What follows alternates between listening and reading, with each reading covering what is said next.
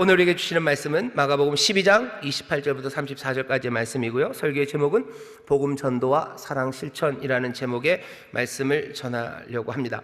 오늘 우리가 읽은 말씀은 잘 아는 말씀이에요. 성경 퀴즈 대회, 어렸을 때, 초등학교 때, 중고등학교 때 수련회 가면 성경 퀴즈 대회 같은 거 합니다. 교회에서. 요즘은 좀 덜 하는데요. 거기에 나오는 많은 문제들 중에 하나예요. 제일 중요한 계명은 뭡니까? 라고 하면 막 손 들고 맞추는 거죠. 뭔가 난이도를 높이려면 여기 마가복음에 있는 순서를 맞춰야 돼요. 마음을 다하고 목숨을 다하고 그 다음이 뭐죠? 뜻을 다하고 힘을 다하는 거예요. 그러니까 애들이 그거 성경 퀴즈 맞추려고 앞에 자만 따죠. 무슨 마목 이래가지고 해서 성경 퀴즈에 참 많이 나오는 문제입니다. 오늘 여기 서기관이 예수님에게 질문을 해요. 예수님에게 지금 장학 퀴즈에 나온 것처럼 갑자기 문제를 내는 거 아닙니다. 문제 내는 거 아니고 지나가는 예능에서 보면 갑자기 마이크 대고서 삼행시 하라고 그러면서 불쑥 들이대는 그런 무례한 요구도 아닙니다. 오늘 여기 이 서기관은요, 예수님이 칭찬하는 사람이에요. 마가복음에 보면 예수님이 칭찬하는 사람이 별로 없습니다. 예수님의 제자들도 예수님이 별로 칭찬하지 않으셔요. 게다가 베드로, 야고보, 요한 같으면요 거의 바보처럼 나옵니다. 근데 마가복음에서 이 사람 서기관은요 칭찬받는 사람이에요. 34절 보면 예수께서 그 지혜 있게 대답함을 보시고, 이 사람 지혜 있다고 예수님이 판단하셔요. 지혜라는 게 머리가 좋다는 건 아닙니다. 정말로 살아가는데 필요한 거, 정말로 삶의 지혜예요. 생명에 가까운 사람이에요. 그러니 뭐라고 얘기하시냐면, 네가 하나님의 나라에 멀지 않도다. 너 하나님 나라 다 왔구나 얘기하시는 거예요. 내가 가져오려고 하나님 나라, 복음 하나님 나라 전하는 건데 너 거기 다 왔다고. 그렇게 칭찬하는 사람, 이 사람이 서기관입니다. 오늘 이 서기관을 좀 보고 싶어요. 그리고 이 서기관이 도대체 왜 이 질문을 했는지, 그리고 도대체 이 서기관은 무슨 대답을 들었는지, 그 대답을 듣고서 서기관은 어떻게 하는지 그 이야기들을 같이 따라가 보려고 합니다. 이 칭찬받는 서기관, 이 사람은요, 오늘 본문을 보면 이 사람은 잘 묻는 사람입니다. 이 사람은 제대로 물어봐요. 물어봐야 될 것을 물어봅니다. 왜 갑자기 그러면 계명을 묻습니까? 계명이라는 건 죄송합니다. 계명이라는 건 하나님께서 인간들에게 명령하시든지 아니면 당부하시든지 하면서 어떻게 살아야 되는 삶의 방식을 명령하시는 겁니다. 계명은 그냥 그 1번서부터 몇 번까지 쭉 있는 규정집이 아니에요. 하나님의 계명이라는 것은, 하나님이 우리에게 주신 명령이라는 것은요, 우리에게 이렇게 살아라라는 삶의 방식을 알려주시는 거예요. 원래대로 하면 이렇게 해야 되는 거죠. 사람들이 가서 하나님 우리는 어떻게 살아야 합니까? 하나님 우리는 어떻게 살아야 됩니까? 라고 물을 때 하나님이 그래 얘들아 너희들은 이렇게 살아야 된다라고 대답해 주시면 그게 제일 좋은 그림입니다. 하지만 보통 역사는 그렇게 되지 않아요. 하나님께서 먼저 우리에게 계시처럼 말씀하시죠. 사람아 너희들은 이렇게 사는 거란다 라고 얘기를 해요. 대답은 와 있는데 사람들이 묻지를 않아요. 그러니 묻지 않는 대답은요 그냥 공허하게 떠 있습니다. 우회전 3번, 좌회전 3번이라는 말이 떠 있어요. 그 말이 무슨 의미가 있습니까? 정말로 어딘가를 찾아가려는 사람, 그 사람에게는 우회전 3번, 좌회전 3번이 답이구나 하겠지만, 묻지 않는 사람에게 그것은 아무것도 아니에요. 계명이 세상 사람들에게 별것 아닌 것처럼 저게 뭔 소리야 하는 이유는 그 사람들이 묻지 않기 때문입니다. 하나님 앞에 나와서 묻질 않아요. 우리가 어떻게 살아야 되냐고 묻지를 않습니다. 오늘 하나님 나라에 가장 가까웠다고 칭찬받는 이 서기관은요, 이 사람은 묻는 사람이요, 계명을 묻는 사람이에요. 어떻게 살아야 됩니까? 라고 물어요. 그 중에서도 첫째가 는 계명을 묻습니다. 이건 무슨 장학 퀴즈처럼 내가 얼마나 많이 아는지, 신학적으로 내가 정보를 얼마나 많이 아는지 공부하려고 묻는 거 아니고요. 첫 번째를 묻는다는 건, 첫 번째는 그런 거죠. 제일 중요한 겁니다. 제일 중요한 것. 그래서 다른 건 다 버려도 놓치지 말아야 될 것, 아니 내가 절대로 놓치지 않아야 되는 삶의 방식, 가장 중요한 것, 꼭 붙잡고 있어야 되는 것, 그게 뭐냐고 지금 예수님에게 묻는 겁니다. 서기관은 지금 무슨 퀴즈 내는 사람으로 예수님 앞에 서 있는 것은 아니에요. 이 사람의 질문은 절절합니다. 왜 서기관이 이렇게 절절한 질문, 제대로 된 질문을 하게 됐습니까? 오늘 본문 처음 시작 보면 이렇게 돼요. 서기관 중 한 사람이 저희의 변론하는 것을 듣고 변론해요. 싸워요. 논쟁을 합니다. 누가? 저희라고 돼 있어요. 여기 저희는 예수님 포함해서 온갖 사람들입니다. 이 변론은 어디서 진행됐냐면 예루살렘 성전에서 진행됐습니다. 마가복음 11장 15절입니다. 거기 보면 예수님께서 예루살렘으로 드디어 오셨어요. 그리고서는 다른 데 가지 않으십니다. 성전으로 들어가셔요. 요한복음만 해도 예수님이 예루살렘을 여러 번 왔다 갔다 한 기록이 있습니다. 하지만 마가복음은 달라요. 마가는 그냥 한 번, 단번에요. 예수님이 세례받으시고 천국복음을 선포하시고 갈릴리에서 쭉 사역하시다가 11장 15절 돼서 거의 처음으로, 마가복음에서는 처음입니다, 예루살렘에 오셔요. 마가복음을 보면 예수님이 그냥 원샷입니다. 한 방에 끝내시는 거예요. 복음 전하기 시작하셔서 갈릴리에서 쭉 전하시다가 어디로요? 예루살렘의 그 십자가 그 길로 그냥 쫙 걸어가시는 그런 예수님을 그리고 있습니다. 11장 15절에서 예루살렘으로 오셔요. 그리고선 성전으로 들어가시죠. 성전에 들어가셔서는 성전에서 장사하는 사람들을 다 엎어버립니다. 다 엎어버리고, 여기는 만민이 기도해야 되는 집인데 강도의 구려를 만들었다고, 여기 성전이 원래는 이런 곳 아닌데 너희들이 망쳐놨어요. 좋은 곳인데 망쳐놨어요. 그러니 어떻게 하셔요? 다 엎어버립니다. 엎어버리고 치워버려요. 그러니 그날은 제사 못 지냈을 겁니다. 하나님 앞에 번제 드리는 거 없었을 거예요. 제사가 멈춘 날입니다. 예수님이 그것들을 다 깨뜨리신 거죠. 무너뜨리신 거죠. 그리고는 가버리셨어요. 다음 날 아침에 예수님이 또 예루살렘으로 오시는데, 그 난리를 치셨으면 성전을 피해야 될 텐데 또 성전으로 갑니다. 원래들 그런 말이 있죠. 범죄자들은 범죄 현장에 다시 나타난다고. 예수님이 거기 가셨어요. 안 가시는 게 좋았을 텐데 아니나 다를까 거기에 사람들이 다 모여있죠. 대제사장들, 서기관들, 장로들, 예루살렘에 있는 모든 지도자라는 사람들, 힘께나 있고 글줄이나 읽었고 그리고 사람들에게 영향을 끼칠 수 있는 사람들은 성전에 다 모였습니다. 그리고 예수님에게 물어보는 거예요. 네가 도대체 무슨 권세로 이런 일을 벌였냐고 물어요. 예수님이 그 사람들에게 하는 대답은 아주 간단합니다. 니들은 무슨 권세로 그러면 이렇게 엉망으로 사냐고 하는 거죠. 포도원 비유를 말하면서 포도원 주인이 너희들에게 맡겼는데 너네들 도대체 뭘 했는데 라고 묻습니다. 예루살렘에 있는 지도자라는 사람들이 하는 건 다른 거 아닙니다. 사람들에게 이렇게 살아야 된다고 말할 수 있는 사람들, 가르치는 사람들, 그 사람들이 지도자들이에요. 대통령은 백성들, 국민들에게 말하는 겁니다. 이렇게 살아야 된다고 말하고 인도해 가는 거예요. 부모도 마찬가지고, 그리고 또 선생님들도 그렇죠. 모든 지도자들은 삶의 방식들, 어떻게 살아야 되는지를 말해줍니다. 예루살렘에 그런 사람들이 많았습니다. 하지만 이 사람들은 제대로 그 일을 감당하지 못했어요.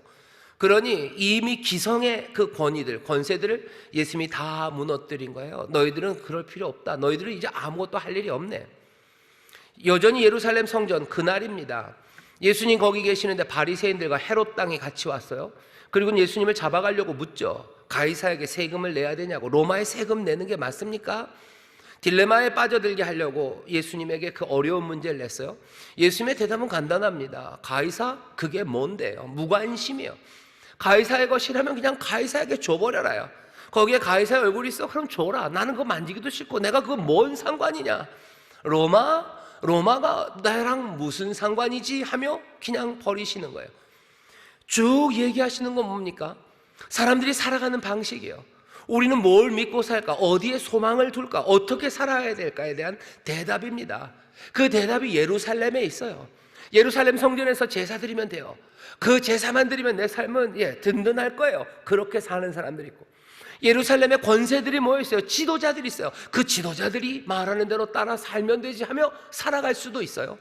아니면 로마가 말하는 평화, 로마가 갖고 있는 완벽한 법과 완벽한 질서, 그 정치적인 통치력, 그것 안에서 우리가 편안하게, 아니면 그것 따라가면서 살 수도 있어요. 사람들 아마 그렇게 살아갈 겁니다. 하지만 예수님 뭐 하는 거예요? 그 모든 것들을 다 치워버리시는 거예요. 예배하며 살아가기에는 이건 너무 엉망이 되어버렸어요. 예루살렘의 지도자라는 사람들, 지도자라는 거 다 뒤집어졌어요. 책임감도 없고 의롭지도 않아요. 이 사람들은 자기들이 무슨 권세가 있는지도 모르는 사람들, 어떻게 그 사람들을 따라가냐는 거죠. 로마가 뭐냐는 거예요. 로마가 뭔데? 로마의 힘, 로마의 질서, 로마의 법, 그거 무시해야 돼. 그것이 우리에게 뭘 가져다 주냐는 거죠. 로마를 따르는 사람들에겐 편하겠지만 자기들이 현실로 압니다. 로마가 가져다 준 건 평화를 가져다 준다고 했지만 갈릴리 사람들은 다 알아요. 눈물이죠. 그리고 억울함이죠. 그리고 비통함이죠. 그리고 비굴함이죠. 그렇게 살 수밖에 없는 거예요. 로마가 약속한 거 그대로 주더냐? 아니다. 로마 무시해버려야 돼요. 그 다음에 나오는 사람들은 사두개인들입니다. 예수님은 참 많이도 찾아와요. 성전에서 계속해서 얘기되는 겁니다. 사두개인들이 와가지고 부활에 대해서 얘기해요. 부활, 우리는 부활이 없는다고 믿는데 부활 없는 거죠. 그거 얘기하고 싶은 거예요. 부활 없으니 그냥 이 세상에서 그냥 잘 먹고 잘 살면 되는 거죠. 세상을 살아가는 또 새로운 방법입니다. 뭐 로마를 따라갈 것도 없어요. 무슨 종교적일 필요도 없어요. 아니면 지도자, 권위 있는 사람들, 그 사람들 말에 귀 기울일 것도 없어요. 그냥 내가 여기서 잘 먹고 잘 살면 되는 거, 그거죠. 예수님 그것도 치우시는 거예요. 이건 또 뭔 소리냐? 그거 아니다. 네 마음대로 이 세상에서 배부르고 그냥 그렇게 사는 거 아니다. 하나님은 아브라함과 이삭과 야곱의 하나님, 죽은 자의 하나님이 아니라 산 자의 하나님, 살아있는 사람들에게 지금도 하나님이 말씀하셔요. 그러니 하나님 말씀으로 사는 거죠. 마태복음 처음 시작해서 말씀하시고 그 광야에서 시험 받을 때 말씀하신 것처럼 사람이 떡으로 사는 거 아니에요. 하나님에게서 나오는 말씀으로 사는 거예요. 오늘 서기관이 지금 예수님에게 질문하기 전까지의 상황이 딱 거기입니다. 서기관은 그 말을 듣고요, 여기까지 그 논쟁을, 성전에서 일어나는 그 싸움을 보면서 예수님 말이 다 맞다고 고개를 끄덕인 거예요. 서기관 중 한 사람이 저희의 변론하는 것을 보고 예수께서 대답 잘하신 줄을 알고, 서기관도 알죠. 그 말도 안 되는 제사들, 그 욕심이 가득하고 그냥 자기 안정 그거 찾으려고 와서 그거 예배하는, 그 태우고 있는 그것이 삶을 온전히 만들어가지 못한다는 거 서기관이 압니다. 예루살렘의 지도자들이 말하는 거 그거 가지고 살 수 없다는 거 압니다. 로마가 우리에게 아무것도 줄 수 없다는 거 압니다. 그렇다고 내 현세에서 나 잘 먹고 나 잘 살면 되지, 그렇게 살 수 없다는 거 서기관은 압니다. 2022년 지금 예수님이 있었던 이 예루살렘과 많이 다르지 않아요. 우리도 알죠. 그냥 말도 안 되는 종교, 이상한 종교가 교회 가서 그냥 예배만 드리면 우리의 삶에 복이 가득합니까? 아니, 그거 아닌 거 뻔히 합니다. 그것의 증인들이 우리입니다. 예루살렘에 배운 사람들, 권위 있는 사람들 많아요. 우리도 있죠. 수많은 정치인들 있죠. 학자들 있죠. 철학자들 있죠. 뭐 석학이라는 사람들 있죠. 그 사람들이 우리에게 하는 말들, 그 말들 따라가면서 우리의 삶에 기쁨이 가득하고 생명이 풍성하고 뭐가 늘 감사가 넘치고 뭐가 생기가 가득합니까? 2022년 지금 지도자들이 없습니까? 아니죠. 로마가 상징하는 그 질서, 우리에게도 질서가 있어요. 법이 있어요. 국가가 있어요. 그것이 요구하는 바 그것 따라가면 돼요? 아니, 그것 따라 산다고 사람들이 슬픔에서 벗어납니까? 인생에 기쁨과 감격이 있습니까? 아니죠. 그렇다고 해서 그냥 나 잘 먹고 잘 살면 되지, 많은 사람들이 그렇게 살지만 그렇게 살아보니 살아지더냐는 거죠. 그렇게 살니 행복하냐고 묻는 겁니다. 아니었다는 거 서기관이 알아요. 예수의 말이 다 맞아요. 그 모든 것들은 다 깨져야 돼요. 그것들로가 안 돼요. 그 다음에 물어봐야 되는 말은 뭡니까? 살아계신 자의 하나님이라면 지금 여기 모든 것들이 무너져서 예전 것들은 다 무너지고 그냥 무너진 폐허에 있는 내가, 나에게 주시는 살아있는 산자의 하나님은 나에게 계명을 주셔야 돼요. 이전에 하셨던 것처럼 어떻게 살아야 되는지 말씀해 주셔야 돼요. 많은 거 613가지가 됐다는 거, 그거 다 필요 없어요. 이제 다 깨진 마당에 정말로 중요한 거, 잃어버리면 안 되는 거, 그거 다시 한번 알려주시면 내가 어떻게 살아야 되는지 알려달라고 지금 서기관은 예수님 앞에 나와서 제대로 물어야 되는 질문을 묻는 겁니다. 우리가 칭찬받는 사람, 하나님 나라, 그 나라를 받으려는 사람 되려면 우리도 제대로 물어야 돼요. 제대로 물어봐야 돼요. 모든 것들이 무너진 세상에서 우리는 어떻게 삽니까? 라고 누구에게? 제대로 대답하실 그분 앞에 와서 물어야 됩니다. 우리는 묻는가? 우리는 제대로 묻는가? 물어야 될 분 앞에 와서 물어야 될 그 질문을 묻고 있는가? 거기서부터 시작이에요. 오늘 우리는 여기 다 주님 앞에 나왔어요. 우리도 와서 지금 묻는 거죠. 우리에게 계명을 알려달라고. 우리는 어떻게 살아야 되는 거냐고. 모든 것들이 다 무너져 버리고 모든 것들이 다 뒤져버린 세상에서 세상의 참된 행복과 풍성한 생명, 그것들을 누구도 인도해 주지 못하는데 하나님은 말씀해 주셔야 되는 거 아니냐고. 나 살아있는 내 삶에 하나님은 나에게 말씀해 주셔서 내 삶의 방식, 내가 어떻게 살아야 되는지 말씀해 주셔야 되는 거 아니냐고. 이 서기관처럼 우리는 이 앞에 나왔습니다. 오늘 우리는 퀴즈를 내는 사람으로 나온 게 아니에요. 우리는 답을 알기 위해서 나온 사람이요, 간절함으로 주 앞에 나왔습니다. 여러분들도 제대로 묻기 시작한다면 하나님 나라를 갖게 되고 하나님 앞에 칭찬받는 복된 삶이 될 줄 믿습니다. 우린 제대로 물어요. 주님 앞에 묻습니다. 서기관이 물었을 때 예수님이 대답해 주셔요. 계명 중에 첫째가 뭐냐고 물으시죠. 예수님이 대답하십니다. 29절이에요. 짧습니다. 제가 읽겠습니다. 예수께서 대답하시되 첫째는 이것이니 이스라엘아 들으라. 주 곧 우리 하나님은 유일한 주시라. 내 마음을 다하고 목숨을 다하고 뜻을 다하고 힘을 다하여 주 너희 하나님을 사랑하라 하신 것이요, 둘째는 이것이니 내 이웃을 내 몸같이 사랑하라 하신 것이라. 이에서 더 큰 계명이 없느니라. 29절 처음 시작에 여러분들 밑줄 그셔야 돼요. 예수께서 대답하십니다. 대답하셔요. 첫째는 계명이 뭐냐고 물으실 때 이게 무슨 퀴즈가 아니에요. 장학 퀴즈, 성경 퀴즈 아니에요.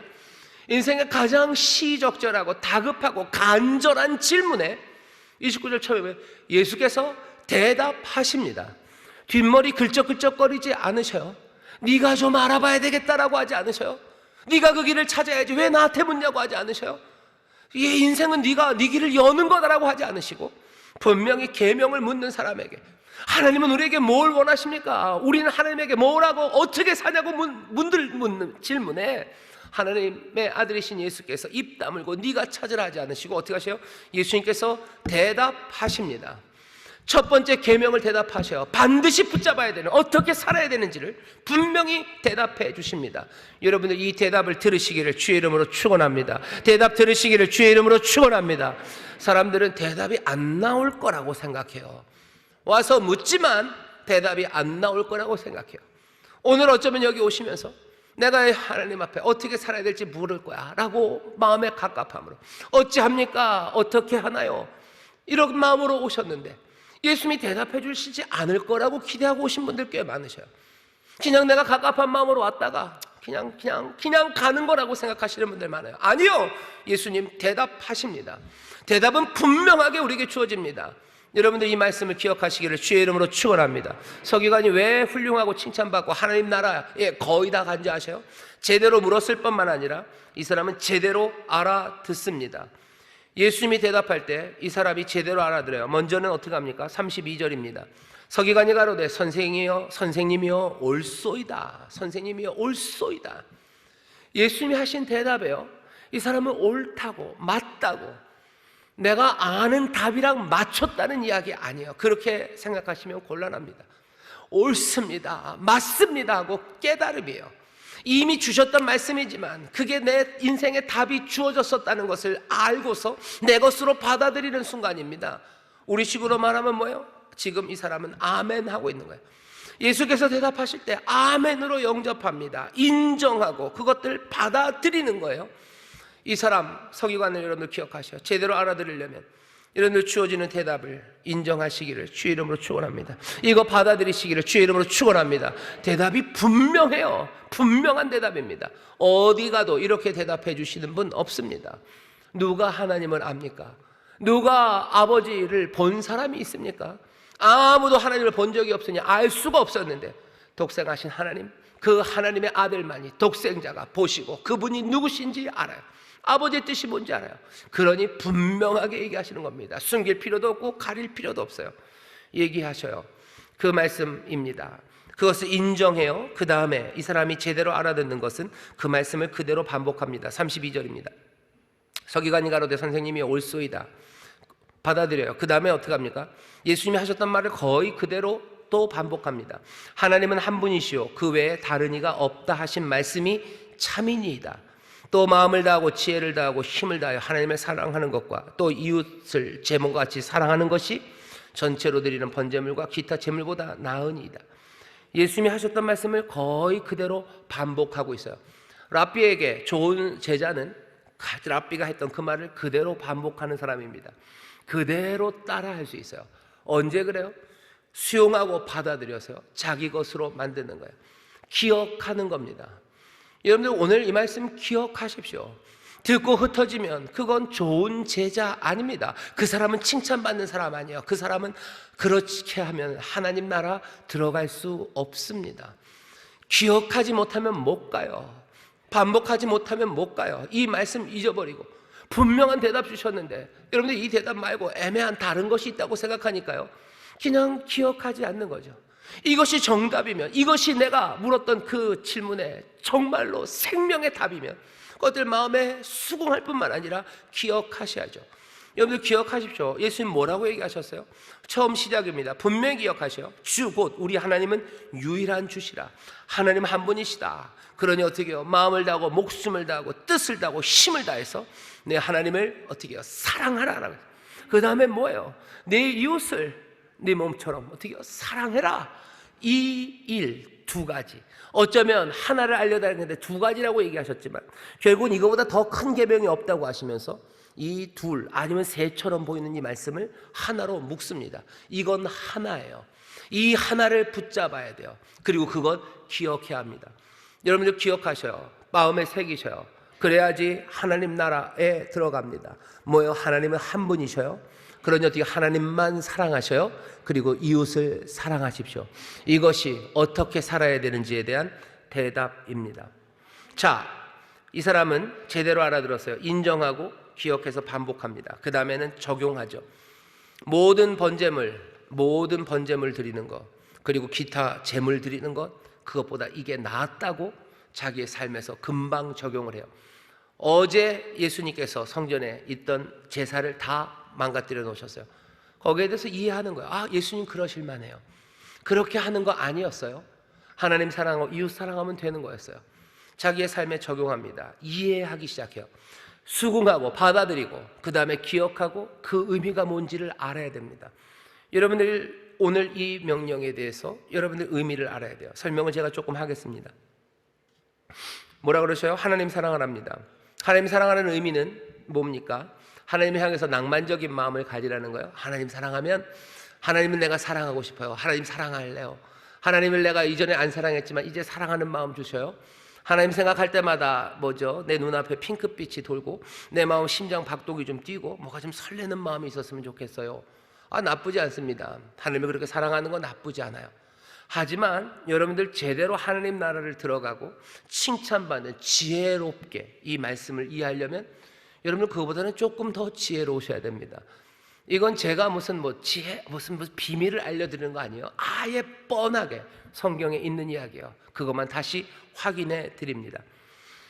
하나님 사랑하는데 그냥 하나님 사랑하는 게 아니에요. 앞에 뭐라고 돼 있죠? 오직 주 곧 우리 하나님은 유일한 주시라. 서기관도 다시 반복합니다. 하나님은 한 분이셔요. 그 외에 다른 이가 없다 하신 말씀이 참이니이다. 하나님을 사랑하는데 그 하나님은 어떤 하나님이요? 오직 한 분이신 하나님이에요. 여러분들 하나님 사랑, 이웃 사랑 10계명에 있다고 그러는데 대신계명 이 앞쪽에 있죠. 하나님 사랑하는 계명. 거기 있는 내용이 뭡니까? 하나님은 한 분이셔요. 그 다음은 네 앞에 다른 우상 만들지 말라요. 하나님의 이름 망령도 일컫지 말아라. 너 안식일 거룩하게 지켜라. 대신계명 하나님 사랑하는 이야기에 그냥 중심은 뭐예요? 우상 섬기지 말라는 겁니다. 하나님을 사랑한다. 마음을 다하고 네가 목숨을 다하고 뜻을 다하고 힘을 다해서 너 하나님 사랑하라는 얘기는 하나님은 오직 한 분이신 하나님, 오직 한 분이신 하나님을 사랑하라는 얘기예요. 거기에 네 모든 마음과 목숨과 힘과 뜻이 다 갔으면 이제 더 이상 사랑할 대상도 없을 뿐더러 사랑할 자원도 남아있지 않아요. 우상 섬기지 말라는 겁니다. 다른 거짓 신들 사랑하지 말라는 겁니다. 이건 무슨 굿하지 말라. 맞아요. 굿하지 말라는 이야기도 돼요. 하지만 이건 무슨 이방 종교 아니면 이상한 무슨 주술 무슨 그런 미신 그런 거 떠나라라는 이야기를 넘어섭니다. 왜? 하나님 말고 사랑하는 것들이 있어요. 왜 그런지 아세요? 우리가 그들이 우리를 사랑한다고 생각하기 때문이에요. 복음이 말하는 건 왜? 하나님이 우리를 사랑하신다요. 하나님이 우리를 사랑하셔. 사랑할 수 없는 대상이에요. 사랑할 가치가 없는 대상이지만 하나님이 우리를 사랑하셔요. 아니, 하나님만 우리를 사랑하셔요. 세상의 다른 어떤 것도 우리를 하나님처럼 사랑하지 않아요. 그 사랑만 영원합니다. 그 사랑만 한이 없으십니다. 그게 복음이 전하는 바예요. 하나님 우리를 사랑하신다. 그러니 뭐예요? 우리 하나님만 사랑하세요. 네 모든 삶의 기쁨과 소망 거기에 있어요. 다른 것 의지하지 말고 그러니 하나님만 신뢰할 수 있어요. 하나님이 우리를 사랑하시기 때문이에요. 여기 하나님을 사랑하라는 이야기, 너희들이 마음을 다하고 목숨을 다하고 힘과 뜻을 다해서 하나님 사랑하라는 그 얘기는 하나님 말고 다른 것에 소망 두지 말아라. 하나님 말고 다른 것에 네 기쁨을 두지 말아라. 세상에 선한 것 많아요. 하지만 그것이 네 하나님이 될 수 없다고 얘기하는 거예요. 몽땅 다 우상은 다 내려놔야 돼요. 모든 하나님 말고 다른 것에 내 소망을 두기 시작하면, 명령을 지키면, 계명을 지키면 복된 삶이 된답니다. 다른 것에 내 기대와 소망을 두면 이 복된 삶을 누릴 수 없습니다. 하나님이 우리에게 주시는 의미예요. 여러분들 하나님 사랑하시기를 주의 이름으로 축원합니다. 하나님 사랑하며 복을 얻어가시기를 주의 이름으로 축원합니다. 내 삶이 정말로 풍성하고 제대로 되려면 하나님만 사랑해야 돼요. 우상 따라가면 세상에 좋은 것, 그것이 무엇이 되었건 그것 따라가기 시작하면 삶에 하나님의 생명, 그것들을 누릴 수 없습니다. 오늘 여기 나오는 모든 무너졌던 것들이 그런 거죠. 로마, 지도자들, 권세 있는 사람들, 제사, 아니면 세속적인 삶, 이것들이 내 삶에 뭐가 될 것 같지만 아니요, 그 모든 것들은 무너져야 돼요. 살아계신 자의 하나님, 그 하나님만 사랑하게 되시기를 주의 이름으로 축원합니다. 그 다음에 뭐예요? 이웃사랑입니다. 이것도 마찬가지. 이웃을 네 몸처럼 사랑해라. 이웃을 내 몸처럼 사랑해야 되니까 나는 나를 먼저 사랑해야 되고, 내가 나를 사랑하는 것처럼 다른 사람을 사랑하고, 이러면 이야기가 꼬여요. 내가 이웃을 사랑할 때 내가 남들을 미움의 눈으로 안 보고 사랑의 눈으로 봐야 돼. 내가 어떻게 하면 사랑하는 마음, 따뜻한 마음으로 대할까? 이렇게 되면 얘기가 꼬입니다. 여기 예수님께서 하시는 말씀, 내 이웃을 내 몸과 같이 사랑하라 하신 말씀은 그냥 새로 만든 말이 아니에요. 서기관도 압니다. 이건 구약에서 가져오신 거예요. 레위기 19장 18절 말씀입니다. 앞에 하나님 사랑하는 게 신명기 6장 4절 이하의 말씀인 것처럼 내 이웃 사랑하라는 것도 신명기 19장 18절에 있는 말씀 그대로 인용한 거예요. 제가 읽겠습니다. 원수를 갚지 말며 동포를 원망하지 말며 이웃 사랑하기를 내 몸과 같이 하라. 나는 여호와니라. 이웃 사랑하기를 내 몸과 같이 하라. 나는 여호와다. 나는 여호와라는 거, 나는 긍휼을 베푸는 자다. 나는 너와 함께하는 자다. 나 너를 사랑하고 나 너에게 사랑받기 원하는 질투한 하나님이다라는 뜻이에요. 그 하나님 안에서, 그 은혜 안에서 하나님을 섬기고 거기에 소망을 두는 가운데 내 이웃을 사랑하는 겁니다. 자, 그게 앞과 연결돼요. 그럼 내 이웃을 사랑하는 구체적인 건 뭐죠? 여기 난데없이 19장 18절에 나온 거 아닙니다. 레위기 19장 9절서부터 쭉 이어져 내려오다가 결론처럼 내 이웃을 내 몸과 같이 사랑하래요. 내 이웃을 내 몸과 같이 사랑하는 건 이웃을 향해서 핑크빛 마음을 가지라는 게 아닙니다. 레위기 19장 9절은 이렇게 시작해요. 아주 멋지게 시작해요. 너의 땅에 곡물을 벨 때, 네가 곡물을 벨 때, 너 추수할 때라고 시작합니다. 이웃 사랑은 어떻게 하는 거예요? 내 이웃을 내 몸처럼 사랑하는 건 내가 나를 아끼는 것만큼 남들을 그런 얘기는 없어요. 그냥 네가 곡식 벨 때예요. 굉장히 현세적이고요. 그리고 그냥 이 땅에서 이루어지는 실제적인 겁니다. 이웃사랑은 언제예요? 곡식 벨 때. 네가 곡식 벨 때 어떻게 해요? 밭 모퉁이까지 싹싹 긁어서 거두지 말아라 얘기하셔요. 네가 포도원에서, 네 포도원에서 네가 수고했지. 맞아요. 네가 그 포도원에서 네가 그 포도를 딸 때, 그렇게 시작하는 거예요. 거기 그 딸 때 떨어진 열매들 그거 줍지 말고 그거 알알이 다 깡그리 가져가려고 하지 말아라. 내 이웃을 내 몸처럼 사랑하라는 이야기, 그렇게 진행이 됩니다. 너 훔치지 말아라. 네가 손이 빠르다고 해서 훔치지 말고, 네가 힘이 많다고 해서 늑탈하고 빼앗지 말고, 눈먼 사람 앞에, 그 앞에 무슨 장애물 놓지 말고, 귀 먹어서 듣지 못한다고 너 저주하지 말고, 힘없다고 짓밟지 말고, 너 어려운 사람, 그 사람들 미워하지 말고 선한 길로 이끌고 그 사람들의 삶에 정말로 네가 네 몸처럼 그들을 사랑하라고 얘기하셔요. 이 모든 이야기가 핑크빛 눈빛입니까? 마음이 설레는 뭔가입니까? 아니요, 그런 거는 아예 이 이야기 자체에 중요하지 않은 것처럼 돼 있어요. 물론 그 아래 긍휼히 여기는 마음과 은혜가 있죠. 거기에 인자함이 있어야 되겠죠. 하지만 이웃을 내 몸처럼 사랑하라는 레위기 19장 18절의 말씀은 네가 곡식 뺄 때, 네가 포도원에서 딸 때, 네가 도둑질하고 싶고 남의 거 빼앗고 싶을 때, 네가 눈먼지 앞에 뭔가를 놓고 싶을 때, 너 귀먼 사람을 저주하고 싶을 때, 힘없어서 꼼짝 못할 것 같으니까 짓 누르고 싶을 때, 네 손이 빨라서 훔치고 도적질할 수 있을 것 같을 때, 그때에 관한 이야기입니다. 이 모든 것들을 뭐라고 얘기하죠? 우리는 의로움에 관한 이야기라고 얘기합니다. 하나님의 의예요. 하나님의 의는 추상 같은 무슨 판결에 관한 이야기가 아닙니다. 여기 가난한 사람들의 삶을 부유하게 해주는 것, 채우는 것, 그게 하나님의 의예요. 여기 눈먼 사람들 앞에 장애물 갖다 놓지 않는 거, 그 사람 걸어가게 하는 거, 그게 하나님의 의예요. 네 이웃을 내 몸같이 사랑하라는 건 우리의 삶 가운데서 하나님의 의를 이루어 가라는 이야기입니다. 예수님 뭐라고 얘기하셔? 너희들 그 나라와 그 의를 구하라. 그러면 이 모든 것을 너에게 더하신대요. 복된 삶이에요. 어떻게 행복하게 사는 사람은 어떻게 있어요? 그 나라를 구하는 거예요. 그 의를 구하는 거예요. 그 나라는 그냥 대명사 그거 아닙니다. 이건 그의 나라예요. 아버지의 나라예요. 아버지의 나라는 오직 아버지가 다스리는 나라예요. 어떤 우상도 그 나라에서 다스리지 못해요. 어떤 것도 여기 살아가는 그 백성들에게 뭔가를 주지 못해요. 아버지가 주시고 아버지가 영광 받으시는 그 나라, 그 나라를 구하는 거예요. 마음을 다하고 목숨을 다하고 뜻을 다하고 힘을 다해서 하나님 사랑하는 것, 거기에서 그 나라가 이루어집니다. 그때 하나님의 나라가, 천국이 우리 가운데 임하는 거, 그거 거기서 볼 수 있어요. 우상 따라가면서가 아니라 하나님에게만 소망 둘 때 우리가 모두가 다 그렇게 된다면 그 나라를 봅니다. 그 의를 구해요. 아버지의 의입니다. 세상 사람들의 의가 아니에요. 여기 우리가 말하는 것처럼 곡식 뺄 때, 포도 열매 딸 때 남의 것 내가 빨라서 훔칠 수 있고, 내가 힘이 있어서 그 사람들 누를 수 있고, 내가 그 사람들을 못 들어서 내가 저주할 수 있고, 그 사람들 그럴 때 그러지 않고 오히려 선하게 이끌고 좋은 곳으로 이끄는 그 의를 구할 때, 여러분들 이렇게 그 의를 구하면 어떻게 될 것 같으세요?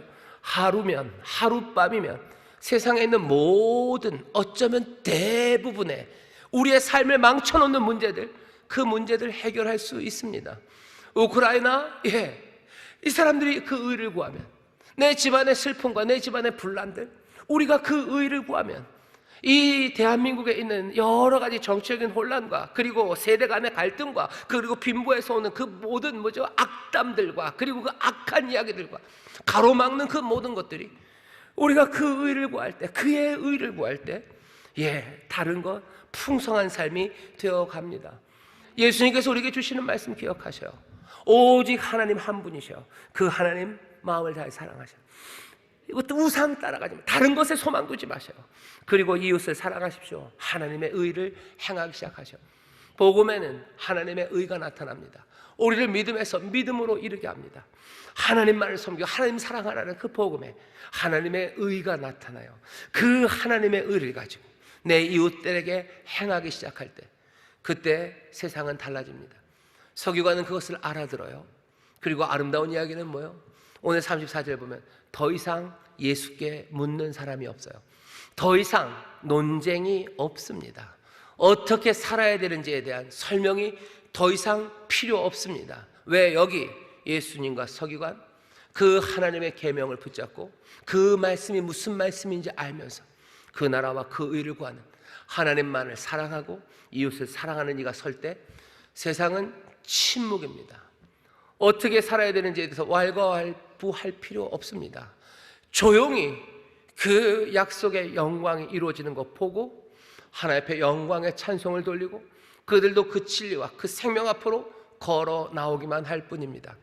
예수님께서 이 말씀을 하시며 여기 이 서기관과 둘이서 떨고 있지 않아요. 하나님의 말씀대로 살 수 있을까? 거기에 대한 고민 없어요. 여기는 확신입니다. 분명히 위험한 상황이에요. 여기 막 다툼이 있는 곳이에요. 여전히 예루살렘 성전 잡아가려는 바리새인들과 헤롯 당들, 그리고 사두개인들, 실망한 사두개인들, 대제사장들, 모든 장로들, 모든 사람들이 지금 어쩌면은 그 공포, 위협, 그것 가득한 곳, 그곳에서 여기 예수와 서기관 이 둘은 차분합니다. 확신 가운데 섭니다. 그리고 마가는 뭐라고 얘기해요? 논쟁은 끝났다고. 여기 침묵이 흐르고 있다고. 우리가 세상을 조용히 시킬 수 있어요. 이렇게 저렇게 사는 거라고 얘기하고 실망하고 탄식하고 어쩔 줄 모르는 그 세상에 우리가 여기에 삶이 있다고, 하나님이 우리에게 이렇게 살라고 하신다고, 이 삶을 살았더니 우리의 삶에 약속하신 그 풍성함이 모든 것들을 더하시는 복이 여기에 있다고, 그 증거로 서게 됩니다. 성령님 우리를 도우시고 인도하셔서 이 귀한 삶을 살아가게 하실 줄 믿습니다. 설교의 제목은 복음 전도와 사랑 실천인데 이걸 얘기하면 30분을 더 해야 돼요. 그러니 여기서 마칠 겁니다. 1부, 2부에서는 제가 3분만 더 달라고 그러고서 6분을 했어요. 그래서 안 되겠다 싶어서 여기까지. 그래도 2분만 주십시오. 사람들이 요즘은 그래서 하나님 사랑하는 이야기, 우상 숭배하지 말라는 이야기, 근데 그 얘기를 잘 못해요. 이웃 사랑하라는 얘기, 의를 행하라는 이야기, 그 얘기는 합니다. 교회에서 그래요. 왜 그런지 우리는 알죠. 의를 행하라, 약한 사람들 도와줘라 하는 건 사람들이 칭찬하고 사람들이 몰려들고 마음을 같이 해요. 하지만 하나님만을 섬기라는 이야기가 담고 있는 우상을 버려라, 오직 하나님만이 구원이시다, 오직 예수 그리스도 그 안에서만 하나님의 구원을 누리고 새 삶을, 그래서 그 의로, 복음에서 그 의로 갈 수 있다라는 이 이야기를 하기가 어렵습니다. 왜? 간단해요. 사람들 도와주고 의를 행하자라는 이야기는 멋져버려요. 하지만 여기 우상 얘기하고 예수님만 믿으라는 이야기, 그 이야기는 전혀 멋지지가 않아요. 사람들이 이리로 갑니다. 문제는 어디예요? 이리로 가다 보면 어느샌가 하나님의 의가 아니라 그냥 세상이 말하는 정의, 공의, 인권, 박애, 그걸로 흐르기 시작해요. 그렇게 되면 어떻게 됩니까? 그냥 그것들이 우상이 되어가는 거예요. 남들을 경제적으로 도와주고 사람들을 건져내주는 그 힘들이 있어요. 우리가 부유해서 도와주죠. 우리가 힘이 있어서 싸움 막아주죠. 그러다 보면 뭐가 되는 거예요? 우리의 그 원조가, 아니면 우리의 그 도움이 그 사람들에게 우상이래요.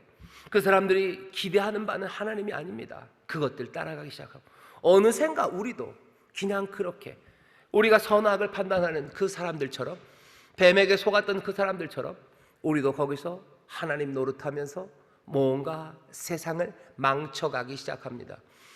그럴 수 없어요.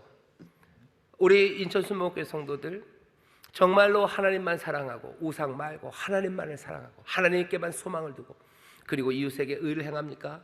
이 두 개에 대하여 같이 얘기하기 시작하셔야 돼요. 영혼의 구원에 대해서 얘기하셔. 사순절이 되면 이웃을 도와주는 이야기, 그 얘기만 하는 거 아닙니다. 사순절 예수님의 사랑을 생각하면서 어려운 이웃에게 사랑을 베풀어 주셔요. 그건 반쪽이에요. 사순절 당연히 우리를 사랑하셔서 십자가 지시고 우리에게 참된 생명의 길을 보이셔서 정말로 세상에 어떤 것도 아니라 이 길을 따라오라고 우리의 삶을 새롭게 하신 예수 그리스도, 그 복음에 대해서 말해야 합니다. 우리는 그게 어떤 결과를 가질지 압니다. 사람들은 우리를 조롱하고 이상하게 볼지도 몰라요. 하지만 봅시다. 정말로 그렇게 하나님 사랑하고 이웃을 사랑하기 시작합니다. 그렇게 복음을 전도하고 사랑을 실천하는 그때 우리가 믿는 바는 뭐죠? 조용한 침묵을 만들어낼 거예요. 모두가 그 영광을 보게 될 겁니다. 왜? 우리의 이 길은 우리가 만든 길이 아니라, 우리가 에덴의 어디 공작소에서 만들어낸 게 아니라, 이건 계명, 하나님께서 우리에게 주신 생명의 길, 그리스도께서 우리에게 직접 보이신 그 진리의 길이기 때문입니다. 성령께서 우리가 이 길을 갈 수 있도록 우리를 인도하시고 능력 주시고 또 함께 하셔서 바라기는 정말로 하나님 나라에서 멀지 않은 하나님 나라를 누리는 우리 모두가 되기를 주의 이름으로 축원합니다. 기도하겠습니다. 하나님 감사합니다. 우리에게 주시는 말씀 기억하게 하셔서 이 어려운 세상의 지혜가 아니라 생명의 길을 우리도 걷고 또 많은 사람들에게 이 생명의 길을 전하는 정말로 복이 되는 복된 교회, 복이 되는 복된 성도들 되게 하여 주옵소서. 감사드리며 예수님 이름으로 기도하옵나이다. 아멘.